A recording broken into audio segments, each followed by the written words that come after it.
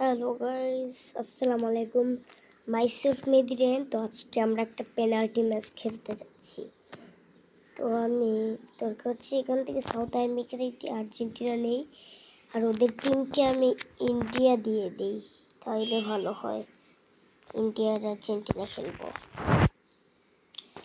তো গাইস, তার আগে আমাদের এটা করতে হবে। ওকে, এইদিকে ইয়েস 1-0 মেরে দিছি। ভেবেছিলাম এই প্র্যাকটিসে ভুল দিয়ে দিত, মনে ভেবেছিলাম। ঠেকিয়ে দিয়েছি। এখন কি তাইলে আমি 2-0 দিতে পারবো? এই প্র্যাকটিসারের কথা শুনতে হবে, নাইলে আমরা গোল দিতে পারবো না।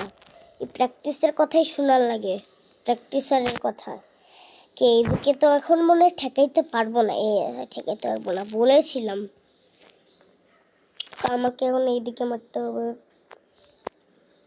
ইয়েস, 3-1। আবার অ্যাডের কথা আবার করতে হবে। গেছে 3-1। এইদিকে শিট 3-2, 4-2। এখন মারতে হবে আমাকে। 4-2। আমি 5টা দিলে 5 চান্স হয়ে যাবে, পরে ওরা আর দিতে পারবে না। 19।